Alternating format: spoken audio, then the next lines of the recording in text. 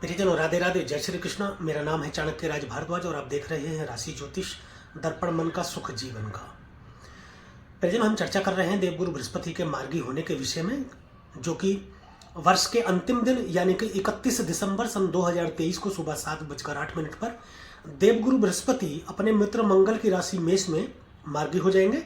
अभी तक प्रियजनों देवगुरु बृहस्पति जो है वो वक्र अवस्था में चल रहे हैं। तो जब देवगुरु बृहस्पति मार्गी अवस्था में आएंगे तो आपको सभी समस्याओं और बाधाओं से मुक्ति दिलाने का कार्य करेंगे, जिनका सामना आपको अभी तक देवगुरु बृहस्पति के वक्र अवस्था में रहने पर करना पड़ रहा था। देवगुरु बृहस्पति सौर्य मंडल का सबसे बड़ा ग्रह है। इनको स्वभाव से उग्र, महान, दयालु, शुभ फल प्रदान करने वाला, प्रसन्नचित्त, सकारात्मक तथा सम्मानित ग्रह माना गया है। गुरु उच्च शिक्षा के साथ साथ न्यायाधीशों, काउंसलर, बैंकर, धर्म गुरुओं तथा फिल्म आदि के क्षेत्रों से जुड़े लोगों का प्रतिनिधित्व करते हैं। इसके साथ ही ये धन से जुड़े लेन देन, आशा, ईमानदारी, न्याय, आध्यात्मिकता तथा सामाजिक मेलजोल को भी दर्शाते हैं। देवगुरु बृहस्पति को जन्म कुंडली में संतान का कारक माना जाता है। इन्हें 2 राशियों का स्वामित्व प्राप्त है, जिनमें एक है धनु राशि और दूसरी है मीन राशि। देवगुरु बृहस्पति कर्क राशि में उच्च के तथा मकर राशि में नीच के हो जाते हैं और इनको धातुओं में सोना तथा रंगों में पीले रंग से जोड़ा गया है। अब बात करते हैं मेष राशि की, जहां पर देवगुरु बृहस्पति गोचर करते हुए मार्गी हो रहे हैं। मेष राशि राशि चक्र की प्रथम राशि है। यह उग्र स्वभाव, अग्नि तत्व तथा चर राशि है। प्रियजनों, देवगुरु बृहस्पति इसी राशि में गोचर कर रहे हैं और इसी राशि में मार्गी भी हो जाएंगे 31 दिसंबर सन 2023 को। मेष राशि के स्वामी मंगल देव हैं। अपने मित्र मंगल की राशि में देवगुरु बृहस्पति मार्गी होंगे। इस वजह से भी गुरु शुभ फल प्रदान करने वाले हैं। तो इस विषय में चर्चा करते हुए परिजनों, हम लोग बात कर रहे हैं सभी 12 राशि और 12 लगन के जातकों पर क्या प्रभाव रहेगा देवगुरु बृहस्पति के मार्गी होने का। इस विषय पर चर्चा करते हुए मैं अभी तक मेष राशि से लेकर और तुला राशि तक वीडियो बना चुका हूं। यदि यह वीडियो आप नहीं देख पाए हैं तो ये मेरे चैनल पर वीडियो सारी की सारी उपलब्ध है, आप जाकर के देख सकते हैं। आज जिस राशि के विषय में हम चर्चा करने वाले हैं वह है वृश्चिक राशि। तो कहीं मत जाइएगा परिजनों, मेरे साथ बने रहिएगा अंत तक। वीडियो में मैं बताऊंगा वृश्चिक राशि के जातकों पर क्या प्रभाव रहने वाला है देवगुरु बृहस्पति के मार्गी होने का, और अंत में मैं कुछ उपाय भी बताऊंगा जिसके माध्यम से यदि देवगुरु बृहस्पति आपको अशुभ फल प्रदान कर रहे होंगे तो कुछ हद तक शुभ फल प्रदान करने लगेंगे, और यदि शुभ फल प्रदान कर रहे होंगे तो कुछ हद तक उनकी शुभता में बढ़ोतरी भी हो जाएगी। लेकिन उससे पहले ये जानना अति आवश्यक हो जाता है कि ग्रह क्यों वक्री होते हैं और क्यों मार्गी होते हैं, कब वक्री होते हैं और कब मार्गी होते हैं। क्योंकि ये जान लेने के बाद में वीडियो में दी गई जानकारी आपको समझने में आसानी हो जाएगी, अन्यथा आपको कुछ कठिनाई आएगी। मेरे वीडियोस जितने भी हैं वो सभी वर्ग के लोगों के लिए होते हैं, जो ज्योतिष जानते हैं बहुत अच्छी तरीके से, उनके लिए भी है। वे आसानी से समझ लेंगे। लेकिन जो लोग नहीं समझते हैं, अभी सीख रहे हैं या जिनको थोड़ा बहुत पता है, उनके लिए यह विषय नया हो सकता है, इसलिए यह भी बता देना जरूरी होता है। और कुछ लोग ऐसे हैं जो ज्योतिष से बिल्कुल अनभिज्ञ हैं। तो मैं बता दूं कि पृथ्वी और सूर्य के सापेक्ष जब भी कोई ग्रह अपने निकटतम बिंदु पर पहुंच जाता है तो वह ग्रह उल्टी चाल चलने लगता है, यानी ऐसा प्रतीत होता है कि वह उल्टा चल रहा है। इसी अवस्था को ज्योतिष की भाषा में वक्री अवस्था कहा जाता है। यूं तो वक्र अवस्था को ज्योतिष में ग्रह की वक्र अवस्था को अच्छा नहीं माना जाता, परंतु जब भी कोई ग्रह वक्र अवस्था में आता है तो अपने मूल व्यक्तित्व से वह अधिक बलशाली हो जाता है, अधिक ताकतवर हो जाता है और तेज स्पीड से काम करना शुरू कर देता है, चाहे वह इसके सकारात्मक प्रभाव दे रहा हो या नकारात्मक प्रभाव दे रहा हो। दोनों ही स्थिति में वह स्पीड से कार्य करने लगता है। जब कोई ग्रह उल्टा चलते हुए सीधी चाल चलने लगता है तब वह मार्गी कहलाता है ज्योतिष की भाषा में। कोई भी ग्रह जब वक्र अवस्था से सीधी अवस्था, मार्गी अवस्था में आता है, उल्टी चाल से चलते हुए सीधी चाल चलना शुरू करता है, तब वह कुछ देर के लिए यानी कुछ समय के लिए ठहर सा जाता है, या मैं बोलूं कि अपनी गति को रोक देता है। उसके बाद जब ग्रह मार्गी होता है तो अपने शुभ फलों के परिणाम देना शुरू कर देता है। तो ये रही बात संक्षेप में वक्री और मार्गी की। परिजन अब बात कर लेते हैं कि वृश्चिक राशि वालों पर देवगुरु बृहस्पति के मार्गी होने का क्या असर पड़ेगा, तो मैं आपको बता दूं कि मेरा ये वीडियो लग्न पर आधारित है। चंद्र राशि से भी आप देख सकते हैं, परंतु ये मेरा वीडियो जो है वह लग्न पर आधारित है। आपकी जन्म कुंडली के पहले घर या पहले भाव में यदि 8 नंबर लिखा हुआ है तो आपके वृश्चिक लग्न है। ये वीडियो आपके लिए है, आप देख सकते हैं। तो मैं आपको बता दूं प्रियजनों, आपकी राशि से जो बृहस्पति देव गोचर कर रहे हैं वह कर रहे हैं छठे भाव में। छठा भाव यानी कि त्रिक भाव। छठा भाव रोग, रिपु और ऋण का भाव। देवगुरु बृहस्पति यहां बैठ करके बहुत ज्यादा अच्छा फल प्रदान करते हैं, बुरा फल प्रदान नहीं करते हैं। बृहस्पति वैसे भी एक शुभ ग्रह माने जाते हैं, शुभ ग्रह हैं, और अब 31 दिसंबर से जब मार्गी हो जाएंगे तो अत्यधिक फल आपको शुभ फल प्रदान करना शुरू करेंगे। देखिए, आपको मित्रों से आपको बहुत लाभ मिलेगा प्रियजनों। आपको मित्रों से लाभ की प्राप्ति होगी, मित्रों से बहुत सहयोग आपको मिलेगा, जितने भी आपके मित्र हैं। और शत्रुओं से ये मुक्त कराने का काम करेंगे। आपको कर्जे से मुक्ति मिलेगी। आपको यदि कोई कर्जा आपके ऊपर था या उतार नहीं पा रहे थे या आपको समस्या हो रही, तो उससे आपको मुक्ति मिलेगी। कुछ ऐसे शत्रु होते हैं प्रियजनों जो आपके साथ रहते हुए आपसे मित्रवत व्यवहार करते हैं, परंतु आपके पीठ पीछे वह आपसे शत्रुता रखते हैं और आपका बुरा सोचते हैं या आपका बुरा करने का प्रयास करते हैं। ऐसे शत्रुओं से आपको मुक्ति दिलाने का काम करेंगे देवगुरु बृहस्पति यहां पर 31 दिसंबर के बाद में जब मार्गी हो जाएंगे। कोई पुराना रोग आपका चला आ रहा था, उससे भी मुक्ति दिलाएंगे, उससे भी आपको ठीक करेंगे। नए रोग की संभावना कम होंगी जो आपको नहीं होंगे। देखिए, गुरुदेव पंचम भाव के स्वामी हो रहे हैं। पंचम भाव उच्च शिक्षा का भाव है, राजनीति का भाव है, हेल्थ का भाव भी है, पेट का देखा जाता है, संतान का भाव है, रिलेशनशिप संबंधों का भाव है। उसके मालिक होकर के छठे भाव में बैठ रहे हैं। वहां के देखिए, वहां के जो रिलेशन है यानी कि जो संबंध, जैसे प्रेम किसी से आपका है, यानी प्रेम संबंध में आप किसी के उसमें हैं, तो हो सकता है कि आपके जो प्रेमी है या प्रेमिका है उनको कोई बीमारी मतलब ऐसी हो जिसका पता आपको चले अचानक से, अभी मार्गी हो जाने के बाद में ऐसा हो सकता है कि उनको कुछ ऐसा स्वास्थ्य संबंधी परेशानी हो या हो जाए। कभी कभी ऐसा होता है कि हम लोगों को पता नहीं चलता, और कोई परेशानी जब उत्पन्न होने लगती है किसी भी वजह से हमारे स्वास्थ्य में, और जांच कराने पर हमें पता चलता है कि ये हमारे को बीमारी है। तो ऐसी कोई बीमारी का आपको पता चल सकता है आपके प्रेमी या प्रेमिका के विषय में, आपके साथ जो भी रिलेशन में उसके विषय में। वरना तो यहाँ बैठ करके अच्छा फल आपको प्रदान करेंगे, रोग में अच्छा फल प्रदान करेंगे, रोग से मुक्ति देंगे, रोग रिपु ऋण तीनों से ही आपको मुक्ति देंगे छठे भाव में बैठ करके। प्रियजनों, अब बात कर लेते हैं इनकी दृष्टियों की। जो इनकी पहली दृष्टि है वह पंचम दृष्टि है, वह पड़ेगी आपके कर्म भाव में। देखिए, दशम भाव कर्म भाव है। कर्म भाव है जहां जाकर के आप कर्म करते हैं। वह आपकी नौकरी हो सकती है, सर्विस हो सकती है जहां आप नौकरी करते हैं, वह आपका प्रतिष्ठान भी हो सकता है, आपका व्यापार हो सकता है, वह आपका प्रोफेशन भी हो सकता है, आपका ऑफिस हो सकता है, कोई आप व्यापार करते हैं उसका ऑफिस हो सकता है, कोई आपकी फैक्ट्री हो सकती है, कुछ भी हो सकता है। जहां जाकर के आप अपना कर्म करते हैं वह भाव दशम भाव कहलाता है। यहां से पिता को भी देखा जाता है। एक बात मैं आपको बता दूं, छठे भाव में देवगुरु बृहस्पति बैठे हैं, दशम भाव में दृष्टि डाल रहे हैं, तो आप में कामुकता की वृद्धि कर सकते हैं, अवैध संबंध स्थापित हो सकते हैं, किसी पर स्त्री से आपके संबंध हो सकते हैं। इस पर आपको ध्यान देने की जरूरत है, ऐसा नहीं करना है, अन्यथा आपको देवगुरु बृहस्पति मंदा फल प्रदान करना शुरू कर देंगे। आपके अंदर कामुकता की अधिकता हो सकती है।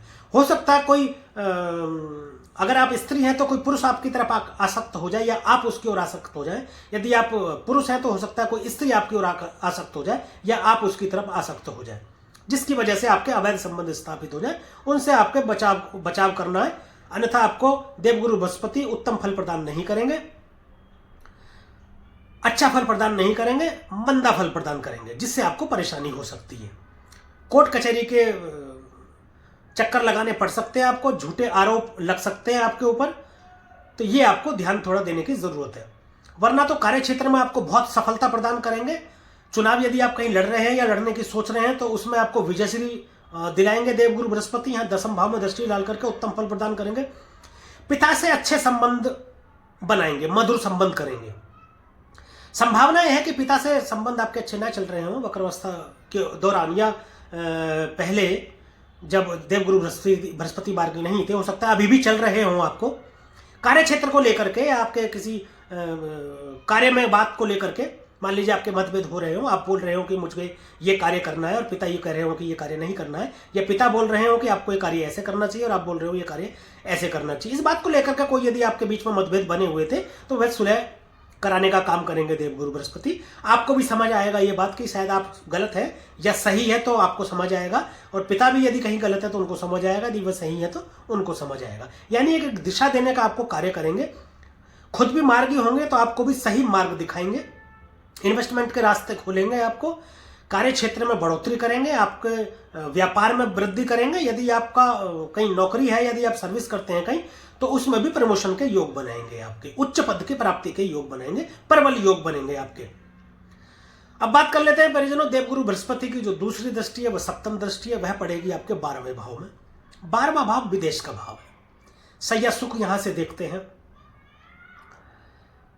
सैया सुख यानी कि दाम्पत्य का भाव भी कहा जाता है। 12वां भाव हॉस्पिटल का भी भाव है, यहां से देखते हैं हम। ये व्यय का भाव है, यानी खर्च का भाव है। देवगुरु बृहस्पति देखो छठे भाव में, अब लॉजिक समझिए, छठे भाव में देवगुरु बृहस्पति बैठे हैं, 12वें भाव में दृष्टि डाल रहे हैं, तो रोग, रिपु, ऋण तीनों खर्च हो जाएंगे। शत्रु तो यहां बैठे हैं तो वैसे ही खर्च हो जाएंगे। अब ये दृष्टि डाल रहे हैं तो शत्रु तो आपके पास गए काम से, घुटने टेकेंगे, आपके सामने कुछ कर नहीं पाएंगे। यदि कोई आपसे शत्रुता करने की कोशिश कर रहा होगा, शत्रुता करने का प्रयास कर रहा होगा, या आपका कोई बुरा करने का प्रयास कर रहा होगा, तो आपको कुछ करने की जरूरत नहीं है, वह अपने ही कार्यों में उलझ जाएगा और आपके सामने घुटने टेकेगा, कुछ कर नहीं पाएगा, आपका कुछ बिगाड़ नहीं पाएगा, खुद का ही काम खराब हो जाएगा आपके शत्रु का।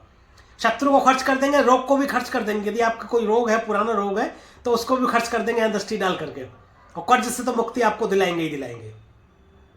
इंपोर्ट एक्सपोर्ट से आपको अधिक लाभ होगा, या व्यापार में बहुत बढ़ोतरी कर देंगे, आपको धन का लाभ कराएंगे।